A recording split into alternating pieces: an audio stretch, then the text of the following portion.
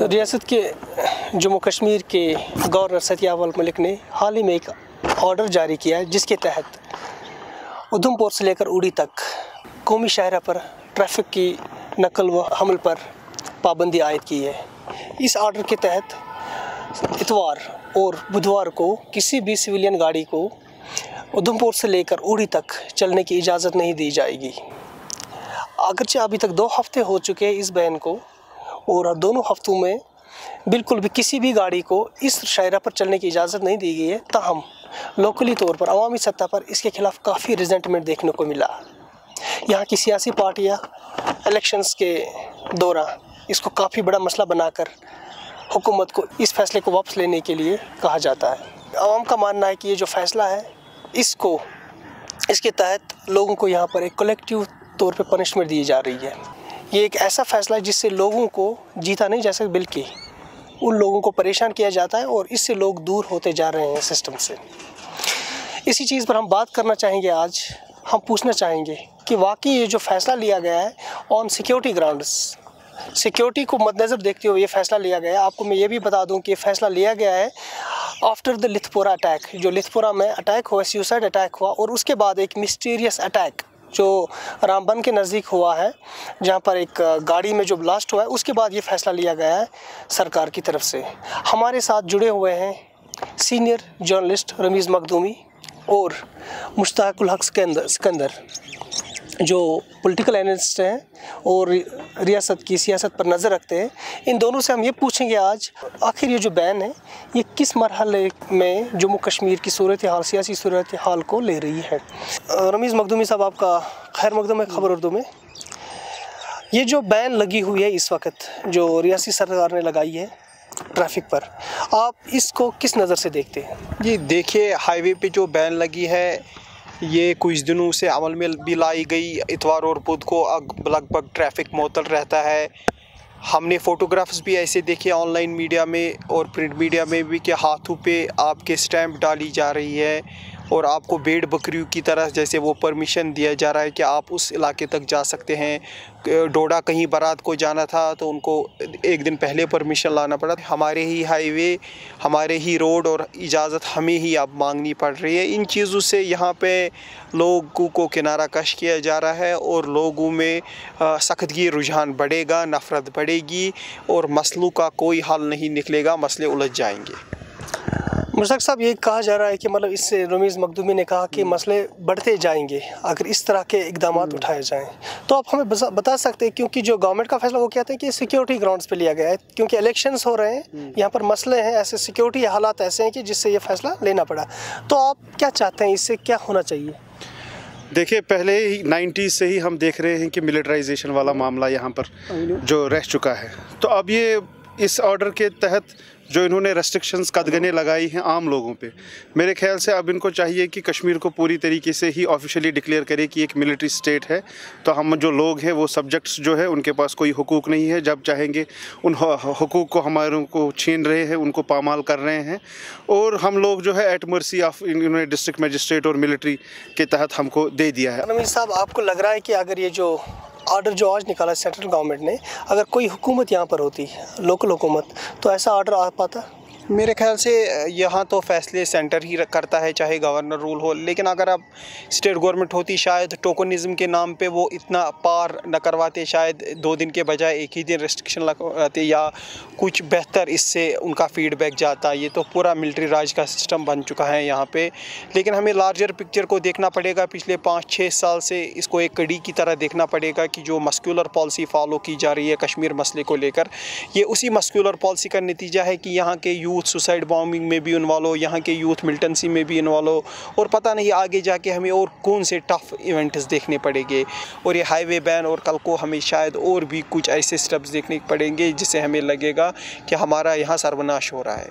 मुश्ताक साहब, मैंने एक स्टेटमेंट पढ़ा है बीजेपी का कुछ टाइम पहले। उनका मानना यह है कि कांग्रेस ने जम्मू कश्मीर में जितनी रियायत दी थी आज तक बहुत थी, लेकिन हालात वहाँ पर नहीं सुधरे।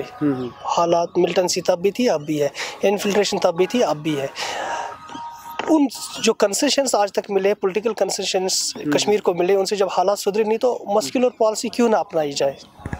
कौन से कंसेशन मिले? ये तो वो पॉलिटिक्स कर रहे हैं। यहाँ तो पहले भी मिलिट्री थी, आफ्सपा था, ये डिस्टर्ब्ड एरियाज़ एक्ट लागू था, पब्लिक सेफ्टी एक्ट लागू थे, एक्स्ट्रा जुडिशल किलिंग्स हो रही थी। तो ये कांग्रेस और बीजेपी का डिवीजन तो ये पॉलिटिक्स के लिए कर रहे हैं। बेसिकली मोदी जी जितने भी वादे लेके हिंदुस्तानियों के सामने आए थे वो तमाम में फेल हो गए, चाहे वो डिमोनेटाइजेशन का वादा हो, चाहे ब्लैक ये जो मनी है उसको वापस लाने का वादा हो, चाहे राम मंदिर बनाने का वादा हो, या आर्टिकल 370 को एब्रोगेट करने का मामला हो। तो उन तमाम मामलात में फेल होकर अब वो सिर्फ कश्मीर को यूज़ कर रहे हैं as an election card to polarise basically the electorate within India, क्योंकि डेवलपमेंट के प्लांक पे तो वो फेल हो गए, लेकिन कश्मीर को एज अ चिप यूज़ कर रहे हैं, as a plank, as an issue use किया जा रहा है तो कि वो असर नौ और पावर में आ जाए। तो मैं तो नहीं देखता हूँ कोई डिफरेंस कांग्रेस और बीजेपी की पॉलिसीज़ में। आम लोग तो तब भी मर रहे थे, आम लोग आज भी सफ़र कर रहे हैं, तो it's similar for us whether it's BJP in power और कांग्रेस।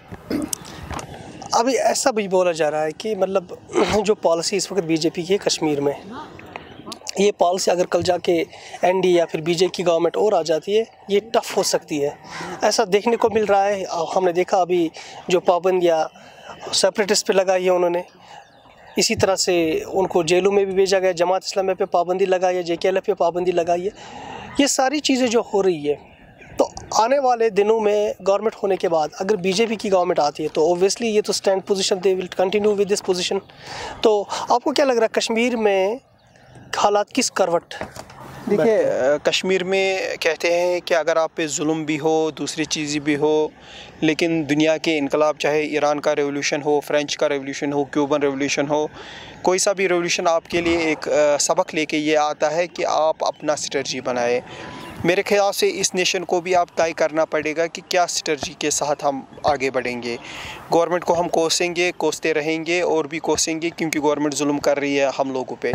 लेकिन एक चीज़ जो हमें मिस आउट नहीं करना चाहिए एज़ कश्मीरी कौम, एज़ कश्मीरी आवाम, कि 30 साल या 70 साल हम पाकिस्तान और हिंदुस्तान के एजेंट बनकर नहीं बोल सकते हैं। यहाँ पर हमें अपने कश्मीर की मिट्टी का एजेंट बन के बोलना पड़ेगा। हमारी स्ट्रेटजी काफ़ी वीक है, हम सोडा वाटर की तरफ कभी उसकी तरफ कभी इसकी तरफ होते हैं। इसमें लीडर भी उतने ही ज़िम्मेदार है, लोग भी ज़िम्मेदार है। तो यहाँ पे फ्रस्ट्रेशन आज बहुत है लोगों के लिए। एक सबक है इन हालात से कि हम मुनासिब कौम किसी स्ट्रेटजी को डिवाइस किया जाए बगैर एक दूसरे को हम टैग करें ये उसका एजेंट है। यहाँ तो फिर हर कोई दूसरा कश्मीरी अब एजेंट बन चुका है अपने भाई के नज़रों में, अपनी बहन के नज़रों में। तो इस एजेंट गेम से ऊपर होकर कश्मीरी कौम ने अगर इस वक्त स्ट्रेटजी नहीं दी तो हमारा हशर बहुत बुरा हो रहा है। मुश्ताक साहब, भारत तो इसको कभी डिस्प्यूट मानता ही नहीं है। उनका तो ये मानना नहीं है। आपको लग रहा है कि जीते जी हिंदुस्तान कभी ये चाहेगा कि कश्मीर आज़ाद हो या पाकिस्तान के साथ मिले? ये तो मुझे लग रहा है कि ऐसी बात है कि मतलब जिसके लिए जंग ऑब्वियसली एक डिस्प्यूट है पॉलिटिकल, लेकिन हिंदुस्तान के सामने तो कोई मसला ऐसा है ही नहीं ना। वो इसको उस ट्रैक पे लेना चाहते हैं, स्पेशली जो मोदी गवर्नमेंट है। तो आपको क्या लग रहा है कि मतलब इसमें कौन सी कैसी स्ट्रेटजी काम कर सकते हैं और इसमें हम कैसे रह सकते हैं इस पॉलिटिकली जो फ्रेजाइल सिचुएशन है यहाँ पे? देखिए, चाहे इंडिया माने न माने, ये तो इंटरनेशनल डिस्प्यूट है। UN रेजोल्यूशंस कश्मीर के मामले पे ही है, और फिर कश्मीर ही ऑलवेज़ इन न्यूज़ क्यों रहता है अगर ये मसला नहीं है। तो इनके न मानने से या इसको अंडर द कारपेट ब्रश करने से मामला तो ख़त्म नहीं होगा। तो इन्होंने चाहा कि पहले के मस्कुलर पॉलिसी के ज़रिए इसको ख़त्म किया जाए, तो तभी ये कांग्रेस को हमेशा इल्ज़ाम देते थे कि आप पॉलिसी ऑफ अपीज़मेंट कर रहे हैं। लेकिन आप देखेंगे कि 14 से लेकर अभी तक मिलिटेंसी का ग्राफ कितना बढ़ चुका है। यहाँ पर तो अब रोल मॉडल्स यूथ के लिए मिलिटेंट्स ही बन गए। आप देख लीजिए, चाहे बुरहान वानी हो, मनान वानी हो, या अभी किसी हद में जाकिर मूसा, दो he is a fringe element, लेकिन वो रोल मॉडल कहीं ना कहीं इन्होंने ही बीजेपी की मस्कुलर पॉलिसीज़ की वजह से ही ये रोल मॉडल्स यूथ में अब बन रहे। उनके पास कोई ये है ही नहीं, कोई इवेंट आउट। आपने पॉलिटिकल स्पेस सारी चोक कर दी। स्टूडेंट पॉलिटिक्स आप होने नहीं दे रहे हैं। हर किसी को जो भी पॉलिटिक्स की बात करता है, राइट्स की बात करता है, हल ये है कि अगर ये इनिशिएटिव तो स्टेट की तरफ से ही आना चाहिए, चाहे डायलॉग का हो। और वायलेंस हमारे ऊपर थोपी गई है। हम कोई वायलेंट कौम नहीं है एज सच। ये स्टेट वायलेंस का ही नतीजा है कि हमारे youth push to the wall हो गए। तो वो अब उनके पास कोई स्ट्रेटजी रही नहीं। और जो नॉन वायलेंट आप देख लीजिए मूवमेंट्स है, चाहे जमात इस्लामी की हो, चाहे JKLF की हो, अब तो मामला यहाँ तक भी लग रहा है कि अभी हुर्रियत और दूसरे इस तरीके की अगर मेन स्ट्रीम को भी यहाँ बैन न कर दें। मुश्ताक साहब ने इंटरनेशनल इशू की बात की, कहा कि कश्मीर एक इंटरनेशनल इशू। आपको लग रहा है इंटरनेशनल लेवल पे कोई ऐसा दबाव हिंदुस्तान पे नहीं आ रहा, या फिर कोई बात नहीं हो पा रही है बैन-उल-अक़वामी सतह पे कश्मीर को लेके? तो हम लोग जब ये सोच रहे थे लेकिन ऐसी बात नहीं हो रही, तो कहाँ पर क्या फेलियर क्या है इस बात? ये आपने एक अच्छा सवाल पूछा है इंटरनेशनल पॉलिटिक्स का। मुश्ताक साहब ने भी कहा कश्मीर एक इंटरनेशनल इशू है, इसमें कोई शक नहीं है। हालिया दिनों में जब पुलवामा में एक कश्मीरी पे इल्ज़ाम लगाया कि उसने सुसाइड बॉम्बिंग की, तो उसकी वजह से ही 2 न्यूक्लियर देश एक दूसरे को उड़ाने पे थे। लगता था कल या हिंदुस्तान पाकिस्तान को, पाकिस्तान हिंदुस्तान को उड़ा सकता है। तो इस तरह का इंटरनेशनल इशू जब हो तो उसको ब्रश असाइड नहीं किया जा सकता। लेकिन आजकल कुछ मजबूरियाँ भी है। जो इंटरनेशनल पावर्स है वो सारे नेशनल इंटरेस्ट्स का दौर है। सऊदी हो, ईरान हो, चाइना हो, हर किसी का अपना नेशनल इंटरेस्ट है। तो इसमें अब जो रोल है वो एक कश्मीरी का ज़्यादा बनता है कि वो इस पाथ से अपने आप को कैसे नेगोशिएट करिए। देखिए, आप किन लोगों को बोल रहे हैं, किन की स्ट्रेटजी? ये स्ट्रेटजी चाहे आम लोग हो या लीडरशिप हो, दोनों की फेल हो चुकी है। लीडरशिप हमारे पास 2 किस्में, एक तो सेपरेटिस्ट है, दूसरी मेन स्ट्रीम है। मेन स्ट्रीम की तो मैं बात ही नहीं करूँगा क्योंकि उनकी कभी लेजिटिमेसी नहीं थी। सेपरेटिस्ट को बहुत साथ दिया था 8, 10 और 16 एजिटेशन को। लेकिन मेरा पर्सपेक्टिव है कि उन 3 एजिटेशनों में न तो वो प्रॉपरली स्टेट के साथ नेगोशिएट कर पाए, और जो गेन्स हासिल किए जा सकते थे पब्लिक की सेक्रीफाइसेस को, वो नहीं हुए मेरे ख्याल से। और पब्लिक का भी ये फुकदान रहा है। पब्लिक कभी इलेक्शन के वक्त इलेक्शन का मिजाज दिखाती है, फिर जब लोगों को शहीद किया जाता है उस वक्त वो मिजाज, पब्लिक का भी कभी कभी मुस्तकिल मिजाज नहीं रहता है। तो दोनों ही इस कैटेगरी में ज़िम्मेदार है। और अब वक्त आ चुका है कि जो कश्मीर की हमारी जनरेशन है, हमारे बाद की यंगर जनरेशन है, वो वर्ल्ड की पॉलिटिक्स को समझे, इमोशनल रेटोरिक्स से बाहर निकल कर एक एनालिटिकल और एक मूवमेंट्स को स्टडी करके एक अपनी स्ट्रेटजी बनाए जो हमारे कश्मीर के हित में हो। भारत और पाकिस्तान का हित हम बाद में देखें। साहब, फाइनली मैं आपसे ये पूछना चाहूँगा कि जो बैन है, हम वापस जाते हैं अपने मुद्दे की तरफ, जो बैन है इस वक्त हाईवे पे, गवर्नमेंट को क्या करना चाहिए? इनको जल्द से जल्द इस बैन को रिवोक कर देना चाहिए। यही कश्मीरियों के लिए सही है। और रमीज़ साहब ने जो बात कही मैं उसमें ऐड करूँगा। बेसिकली यहाँ एजुकेट नहीं हुए हैं लोग, ना वायलेंस के में और ना नॉन वायलेंस में। दोनों के लिए स्ट्रेटजी चाहिए, दोनों के लिए अंडरस्टैंडिंग चाहिए और आइडियोलॉजी। तो यहाँ पर वो मामला नहीं हुआ है, इसीलिए हम मल्टीपल लेवल पे फेल हो रहे हैं। वायलेंस तो हमारे लिए सुसाइडल है। 30 साल से हम देख रहे हैं that it has not proved anything substantial. सिर्फ ये हुआ है कि मामला हाईलाइट हुआ है, लेकिन ओवरऑल हमारी एक और जनरेशन एनहेलेट हो रही है। और ये हम सब लोगों की जिम्मेदारी है कि that we should stop this annihilation of our next generation. तो वो बड़ा ज़रूरी है हम तमाम लोगों के लिए। शुक्रिया आप दोनों का खबरों के साथ बात करने के लिए।